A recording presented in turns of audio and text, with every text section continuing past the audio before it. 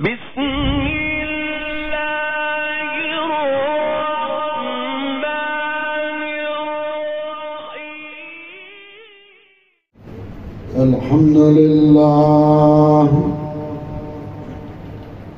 الحمد لله نحمده ونستعينه ونستغفره ونعوذ بالله من شرور أنفسنا ومن سيئات أعمالنا من يهده الله فلا مضل له ومن يضلله فلا هادي له ونشهد أن لا إله إلا الله وحده لا شريك له ونشهد أن سيدنا ومولانا محمدًا عبده ورسوله صلى الله تعالى عليه وعلى آله وأصحابه وسلم. أما بعد فأعوذ بالله من الشيطان الرجيم. بسم الله الرحمن الرحيم. واضرب لهم مثلا أصحاب القرية إذ جاءها المرسلون إذ أرسلنا إليهم اثنين فكذبوهما فعززنا بثالث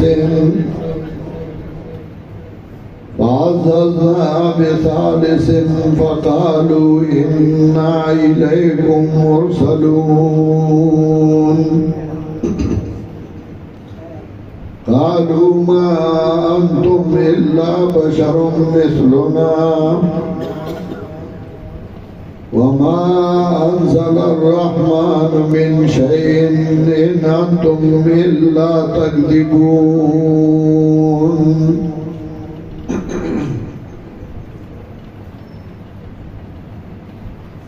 محترم بھائیو، بزرگوں، سب سے پہلے میں حافظ آنس صاحب، ان کے والد صاحب قاری محمد اشرف صاحب، ان کے بھائیوں، ہماری ضلعی امیر ضلع سرگودا کے امیر حضرت مولانا عبدالرؤوف صاحب، اور یہاں بیرا کے رہنے والوں اور مضافات سے آنے والے سارے ساتھیوں کا مشکور ہوں کہ آپ نے مجھے دعوت دی، اور اس سے پہلے بھی کئی مرتبہ میں یہاں آ چکا ہوں۔ ہمیشہ علماء کرام یہاں آپ مدعو کرتے ہیں اور علماء کرام آتے ہیں، قرآن و سنت کے مطابق اپنے بس اور استطاعت کے مطابق وہ جتنا بھی بیان کر سکتے ہیں کرتے ہیں، اور آپ اس سے مستفید ہوتے ہیں۔ میں جب بھی یہاں آتا ہوں تو میں صرف اور صرف آپ لوگوں سے ملاقات کے لیے یہاں آتا ہوں، تاکہ میرا اور آپ کی ملاقات ہو جائے، اور ملاقات کی وجہ سے محبتیں زیادہ ہو جاتی ہیں، بڑھ جاتی ہیں۔ رسول اللہ صلی اللہ علیہ وسلم نے فرمائے اطعموا الطعام وافشوا السلام بینکم، ایک دوسرے کو طعام کھلاتے رہو، ایک دوسرے پر سلام ڈالتے رہو، یعنی ایک دوسرے سے ملتے رہو، اس کی وجہ سے دوریاں ختم ہو جاتی ہیں، محبتیں بڑھ جاتی ہیں۔ انسان ممتاز بھی اس محبت پہ، انس پہ ہے۔ انسان ہوئے جس میں انس ہو، جس میں محبت ہو، جس کے دل میں خلوص ہو اور انسانوں کے ساتھ ان کا محبت ہو۔ ہم بھی اس نیت سے یہاں کوئی بہانہ ڈھونڈتے ہیں اور آتے ہیں تاکہ آپ لوگوں سے ملاقات بھی ہو جائے، محبتیں بھی بڑھ جائے۔ دربار خداوندی میں دعا گو ہوں کہ ہمارے اور آپ کے درمیان یہ محبتیں اور بھی بڑھے اور اللہ تعالی ہماری قربتیں اور بھی زیادہ کریں۔ دربار خداوندی میں دعا گو ہوں کہ ہمیں وہ قربتیں، وہ محبتیں نصیب فرمائے جن کے تذکرے رسول اللہ صلی اللہ علیہ وسلم کے احادیث میں، جس کے تذکرے قرآن کریم میں اللہ رب العزت نے کیے ہیں۔ میں نے آپ کے سامنے سورہ یاسین کی چند آیات تلاوت کی۔ 23واں پارہ سورہ یاسین، حدیث میں آتا ہے لقنوا موتاکم یاسین۔ جب آپ میں سے کسی کو موت قریب آ جائے تو اس کو سورہ یاسین پڑھو۔ سورہ یاسین فتح القدیر نے لکھا ہے قبل ان حضرہ الموت، جبکہ اس کو موت نہیں آئی ہو، قریب الموت ہو تو اس کو سورہ یاسین پڑھ لیں۔ سورہ یاسین تو پڑھاتے ہیں لیکن سورہ یاسین کی مقصد کو اور مطلب کو بھی سمجھنا چاہیے۔ سورہ یاسین پڑھاتے ہیں تو اس کا مطلب بھی سمجھنا چاہیے۔ اگر اس کا مقصد اور اس کا مطلب کسی کو معلوم نہ ہو، اس کو سورہ یاسین پڑھ لے تو اس کو کیا فائدہ ہوگا؟ پوری سورت سورہ یاسین کا مقصد وہی ہے کہ اس سورت میں اللہ رب العزت نے انسان کی حقیقت بیان فرمائی کہ انسان کی حقیقت، انسان کو ہم نے پانی سے پیدا کیا، معمولی سی پانی سے پیدا کیا۔ خلقناہ من نطفۃ، نطفہ انسان کو پیدا کیا، اور پھر اس صورت میں اللہ رب العزت نے 3 دفعہ لفظ صیحہ ذکر کیا ہے۔ 3 بار لفظ صیحہ ذکر کیا ہے، اور صیحہ عربی میں کہا جاتا ہے، اردو میں اس کو چیخ اور پکار، پشتو میں ہم اس کو چغہ کہتے ہیں، چیخو پکار۔ تو اللہ تعالیٰ نے 3 دفعہ یہ لفظ صیحہ ذکر کیا۔ تو پوری سورت کا مقصد یہ ہے کہ انسان تمہیں اپنی حقیقت معلوم تھی کہ تم تھی کیا چیز، نطفہ سے تمہیں پیدا کیا گیا تھا، اور جب دنیا میں آ رہی تھی تو ایک چیخ نکالی، ایک صیحہ نکالا، اور گھر میں خوشی کی سما پیدا ہوئی کہ فلاں کا بیٹا پیدا ہوا، فلاں کی بیٹی پیدا ہوئی۔ جب دنیا سے جا رہی ہو تو پھر ایک صیحہ اور ایک چیخو پکار۔ جب دنیا سے جا رہی ہو تو منہ کھلا رہتا ہے، ایک چیخ اور ایک پکار منہ سے نکلتا ہے اور سانس نکل جاتا ہے، اور جب قیامت کے دن اٹھو گی تو پھر بھی چیخ و پکار ہوگی، صیحہ ہوگی، اور انسان پکار پکار کے کہے گا کہ کیا ہوا؟ تو 3 دفعہ سیکھا ذکر کیا، مطلب یہ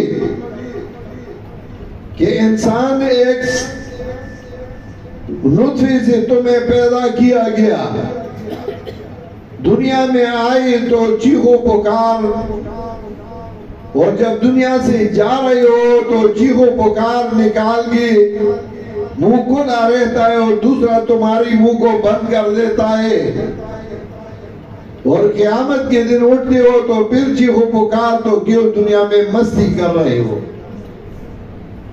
کیوں دنیا میں زندگی گزارتے ہو؟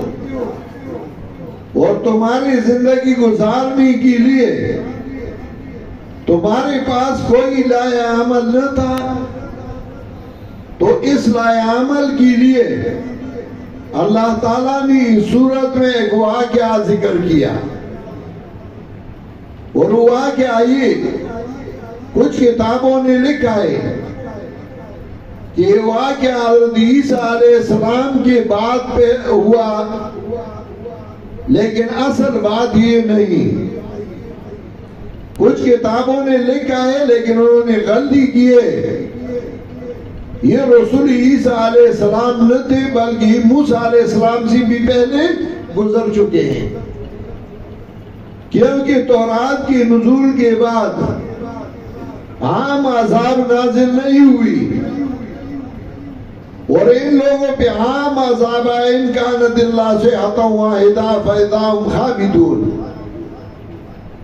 دوسرا یہ کہ جو کتابیں لکھتے ہیں کہ عیسیٰ علیہ السلام کے رسول تھے،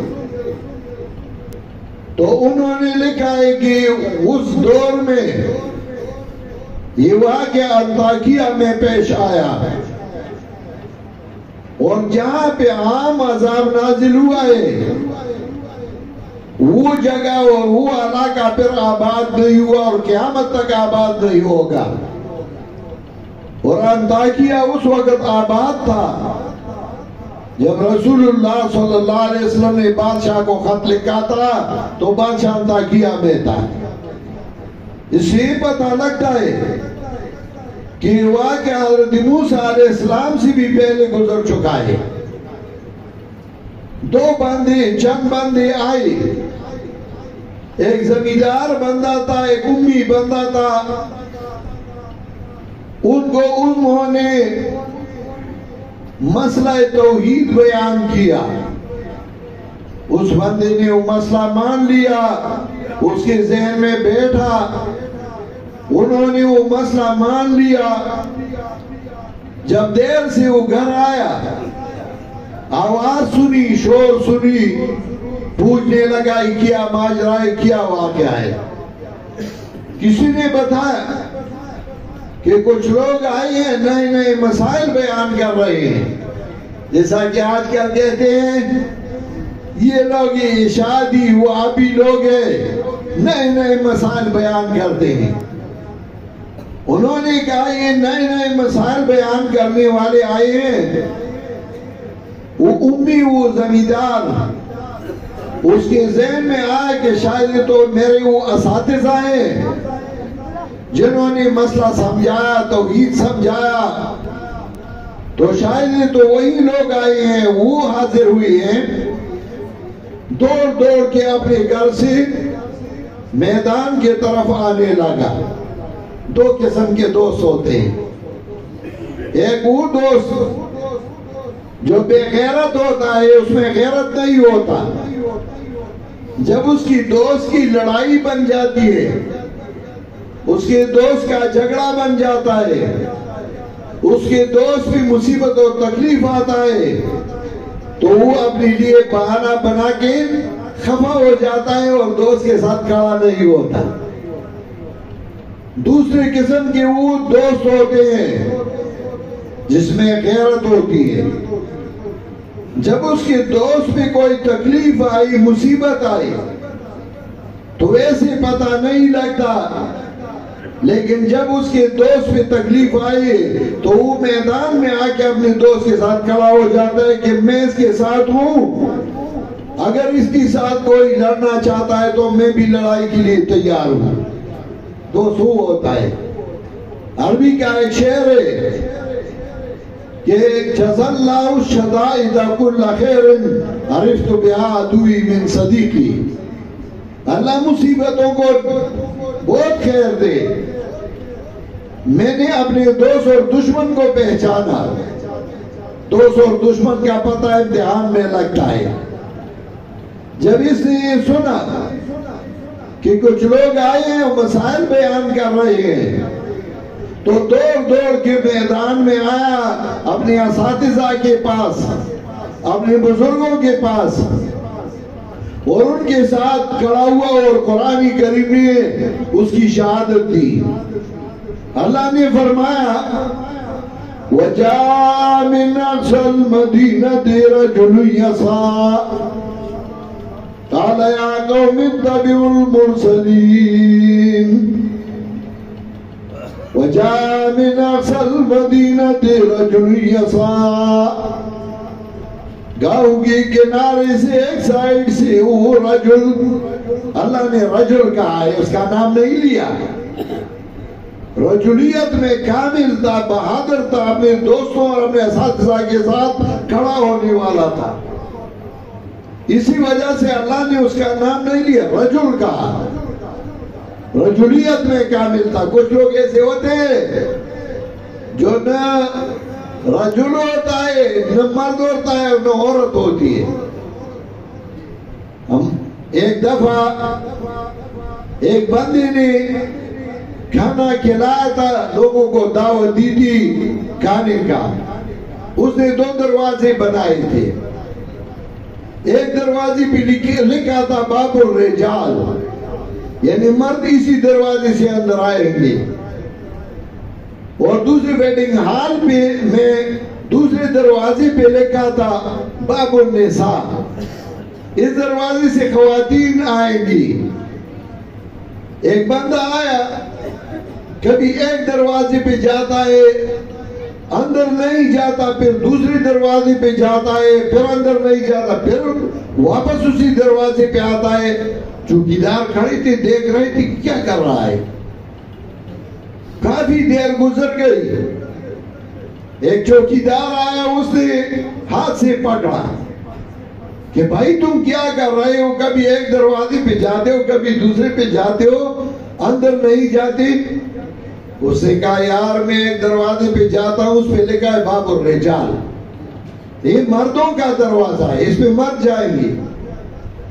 دوسرے پہ جاتا ہوں، اس میں لکھا ہے باب النساء، یہ خواتین کے لیے یہ دروازہ، اور میں تو نہ مرد ہوں اور نہ خاتون ہوں۔ کچھ لوگ ایسے ہوتے ہیں جو نہ ایک طرف ہوتے ہیں، نہ دوسرے، وہ نہ باب الرجال میں اور نہ باب النساء میں، کبھی ایک دروازے پہ اور کبھی دوسرے دروازے۔ اور کچھ لوگ ایسے ہوتے جو ڈٹ کے کھڑے ہو جاتے ہیں، میں ان کے ساتھ ہوں، اگر کوئی اس کو مارنا چاہتا ہے پہلے مجھے مارو پھر اس کو مارو گے۔ ایسے دوست چاہیے، ایسے ساتھی چاہیے، اور ایسے دوست اور ایسے ساتھی وہ ہوتے ہیں جو مسئلہ توحید میں پکے ہو، جو مسئلہ توحید بیان کر دے اور خالص اللہ کی رضا کے لیے، نہ پیسوں کے لیے، نہ دولت کے لیے، نہ عزت کے لیے۔ ایسے دوست ہو کسی کا تو ایک دوست ساری ملک کے لیے پھر کافی ہے، اور اگر ایسے دوست نہ ہو، کوٹا پیسے ہو، جیب میں رکھتے ہو، ہر وقت اس کے طرف متوجہ ہو جاتے ہو، جب دکان پہ جاتے ہو تو کوئی سودا بھی نہیں دیتا، تو کوٹا پیسوں کی کوئی ضرورت نہیں۔ یہ بہادر ساتھی تھا اور میدان میں آیا اور کہنے لگا وَجَاءَ مِنْ أَقْصَى الْمَدِينَةِ رَجُلٌ يَسْعَىٰ، گاؤں کی کنارے سے ایک رجل آیا اور دوڑ کے آ رہا تھا۔ قال یا قوم اتبعوا المرسلین، کہنے لگا اے میری قوم مرسلین کی تابعداری کرو۔ مرسلین کہا یعنی اللہ تعالیٰ کی طرف سے بھیجے گئے ہیں، یہ جو مسئلہ سمجھاتے ہیں، جو بیان سمجھاتے ہیں، اس کی تابعداری کرو۔ ایسے شاگرد چاہیے جو پہلے اپنے استاد کا مقام بیان کریں۔ آج کل تو چھوٹا سا مقرر بن جاتا ہے، پھر اپنے استاد کو بھی نہیں دیکھتا، پھر اپنے استاد کی حیثیت کو بھی نہیں مانتا، پھر اپنے آپ کے طرف انگلی دکھاتا ہے کہ میں ہوں۔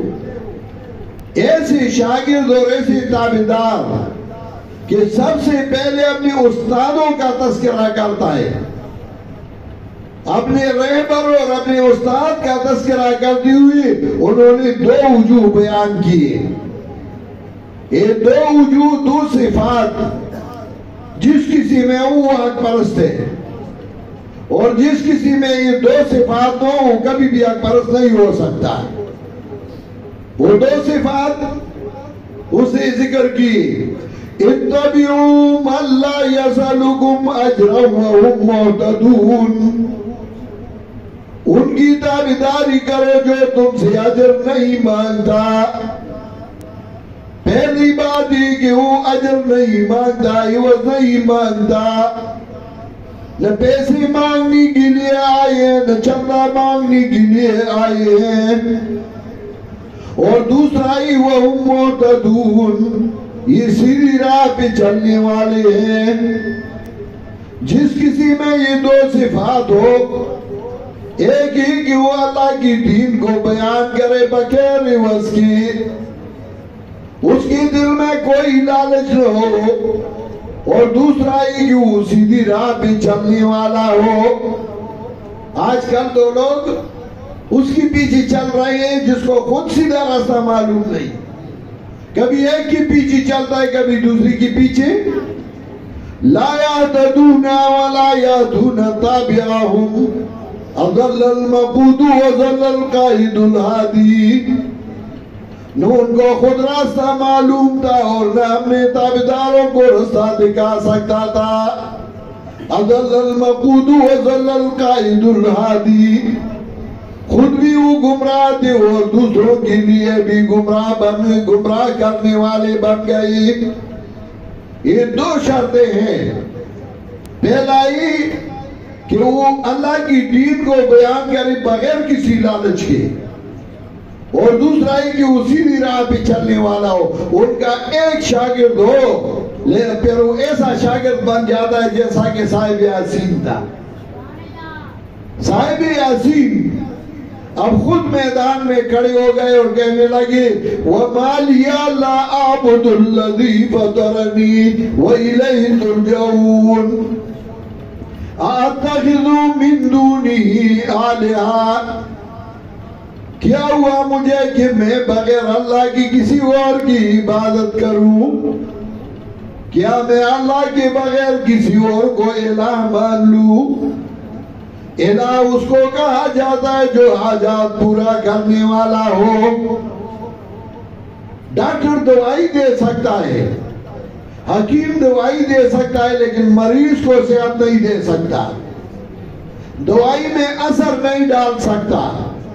الہ وہ ذات ہے جو حاجات پورا کرنے والا ہے، اور اسی وجہ سے قرآن کریم میں اللہ نے انبیاء کا تذکرہ کیا، جتنے انبیاء بھیجے تو اسی مقصد کے لیے۔ وَمَا أَرْسَلْنَا مِن قَبْلِكَ مِن رَّسُولٍ إِلَّا نُوحِي إِلَيْهِ أَنَّهُ لَا إِلَهَ إِلَّا أَنَا فَاعْبُدُونِ۔ اے محمد رسول اللہ صلی اللہ علیہ وسلم، میں نے آپ سے پہلے کسی نبی کو نہیں بھیجا مگر اس لیے کہ وہ لوگوں کو کہے انہو لا الہ الا انا فعبدون، کہ میرے بغیر کوئی الہ کوئی حاجت پورا کرنے والا نہیں، میرا ہی عبادت کرو۔ سارے انبیاء حضرت آدم علیہ السلام سے لے کر جناب محمد مصطفیٰ صلی اللہ علیہ وسلم تک، اور رسول اللہ صلی اللہ علیہ وسلم نے 13 سال صرف اسی مسئلے کو بیان کیا، اور قرآن کریم میں 84 سورتوں میں صرف یہ مسئلہ بیان کیا گیا ہے کہ اللہ کے بغیر کوئی حاجت پورا کرنے والا نہیں۔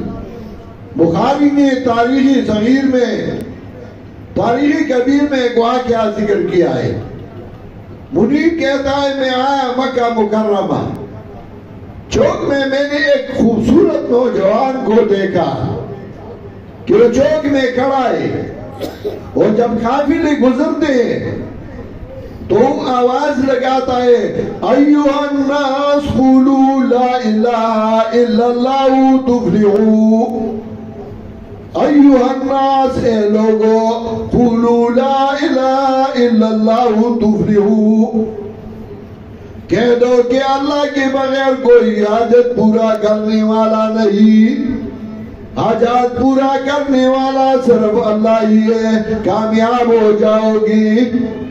فَمِنْهُمْ مَنْ يَصُبُّ وَمِنْهُمْ مَنْ يَحْسُو عَلَيْهِ التُّرَابَ، کچھ لوگ اس کو گالیاں دیتے تھے، کچھ اس پہ مٹی ڈالتے تھے، کچھ اس کے چہرے پہ تھوکتے تھے۔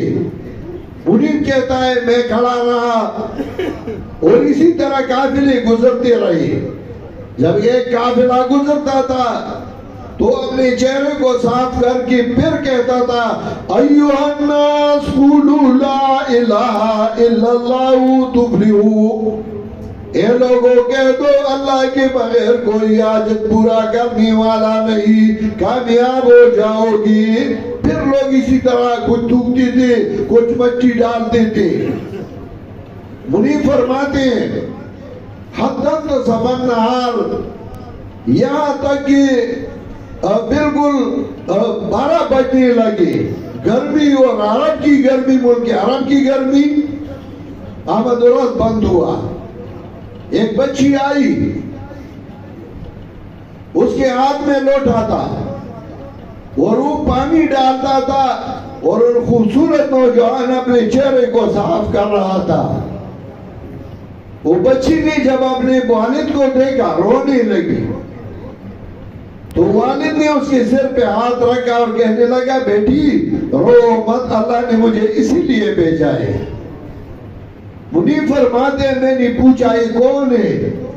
مجھے کسی نے کہا یہ محمد بن عبداللہ رسول اللہ صلی اللہ علیہ وسلم، کہ صبح آ کر اس چوک میں یہ نعرہ لگاتا ہے کہ اللہ کے بغیر کوئی حاجت پورا کرنے والا نہیں۔ مشن رسالت یہ ہے کہ توحید کا مسئلہ بیان کرو اور دلائل کے ساتھ بیان کرو، لوگوں کے دلوں میں یہ مسئلہ ڈال دو کہ اس کے دل میں آئے کہ اللہ کے بغیر کوئی حاجت پورا کرنے والا نہیں۔ ہاں انسان اسباب استعمال کر سکتا ہے، لیکن حاجت پورا کرنے والا صرف اور صرف اللہ ہی ہے۔ دوسرا ہے کہ رسول اللہ صلی اللہ علیہ وسلم کو اللہ نے انسان بھیجا، جگہ جگہ قرآن کریم میں اس کو عبد کہا گیا ہے۔ ان کنتم فی ریب مما نزلنا علی عبدنا فاتوا بسورۃ من مثلہ، اللہ نے فرمایا اگر تمہیں شک ہو اس کتاب میں جو ہم نے اپنے بندے پر بھیجا، عبدنا یہ نہیں فرمایا کہ نورنا، پیغمبر پاک عبد تھا، بندہ تھا، اور عبدیت نورانیت سے بہتر درجہ ہے۔ حضرت آدم علیہ السلام عبد تھے، نورانی مخلوق کو ملائکہ کو اس کے سامنے سے ڈائریکٹ ہونے کا حکم کیا۔ عبدیت ایک اعلیٰ مقام ہے۔ معراج میں جب رسول اللہ صلی اللہ علیہ وسلم تشریف لے گئے، اللہ نے فرمایا سبحان الذی اسری بعبدہ لیلا من المسجد الحرام الی المسجد الاقصی، پاک ہے وہ ذات جس نے اپنے بندے کو سبحان الذی اسری بعبدہ لیلا، عبدہ کا کہ وہ عبد تھا۔ سورہ جن میں اللہ نے فرمایا وَأَنَّهُ لَمَّا قَامَ عَبْدُ اللَّهِ كَادُوا يَكُونُونَ عَلَيْهِ لِبَدًا، ادھر بھی اللہ نے عبد کا مقام دعوت میں۔ آج کل لوگ کہتے ہیں پیغمبر نور بشر نہیں، اللہ نے اس کو بشر کہا ہے، اور بشریت کا مقام نورانیت کے مقام سے بھی بہتر تھا۔ فرشتی نور تھی اور آدم علیہ السلام عبد تھا، اس کے سامنے فرشتوں کو حکم کیا کہ سجدہ کرو۔ تو پیغمبر پاک عابد تھے، تو اللہ تعالیٰ نے عابد بھیجا تاکہ اس پہ غمی آئے، خوشی آئے، فوتیاں ہو جائے، شادیاں ہو جائے، بچے پیدا ہو جائے۔ تو اگر آپ اپنے آپ کو عاشق رسول کہتے ہو تو اس کی تابعداری بھی کرنی چاہیے۔ یہ پوچھ رہے ہیں کہ رسول اللہ صلی اللہ علیہ وسلم نے شادی کس طریقے سے کی، دعوت ولیمہ کس طریقے سے کیا، رسول اللہ صلی اللہ علیہ وسلم نے اپنے مردوں کو کیسے سنبھالا، مردہ ہوا تو رسول اللہ صلی اللہ علیہ وسلم نے کیا حکم فرمایا، دوسروں کو کہا کہ ان کو کھانا کھلاؤ، یہ نہیں کہا کہ مردے والوں سے کھاؤ، ان کے گھر سے کھاؤ۔ کیا تم مردوں کے گھروں سے کھاتے ہو اور پھر کہتے خیرات نہیں مانتے، اشاعت کی خیرات نہیں مانتے؟ ہم خیرات مانتے ہیں لیکن رسول اللہ صلی اللہ علیہ وسلم کے طریقے پہ کرو۔ رسول مشن رسالت یہ کہ رسول اللہ صلی اللہ علیہ وسلم نے جس طریقے سے غمی کی، شادی کی، مردوں کو دفنایا، ان کے لیے دعائے مغفرت کی، اسی طریقے سے کر لو۔ تو کبھی تم نہیں پوچھا ہے کہ رسول اللہ صلی اللہ علیہ وسلم نے کس طریقے سے یہ کام کی؟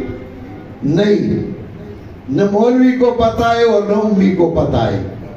ہمارا کام ہے، ہماری جماعت کا نام ہے اشاعت التوحید و سنہ، اور اس جماعت کا امیر ضلع سرگودا کا مولانا عبدالرؤوف صاحب جو میرے ساتھ بیٹھے ہیں، یہ امیر ان سے پوچھ رہے، مولانا قاری اشرف صاحب سے پوچھ رہے کہ رسول اللہ صلی اللہ علیہ وسلم نے شادی کی، دعوت ولیمہ کس طریقے سے کیا، رسول اللہ صلی اللہ علیہ وسلم نے کس طریقے سے زندگی گزاری، اپنی بیویوں کے ساتھ، اپنے بچوں کے ساتھ کس طریقے سے زندگی گزاری، اپنے ہمسایوں کے ساتھ کس طریقے سے زندگی گزاری۔ لیکن افسوس یہ کہ آج کل اپنے آپ کو بڑے بڑے کہنے والی وہ بھی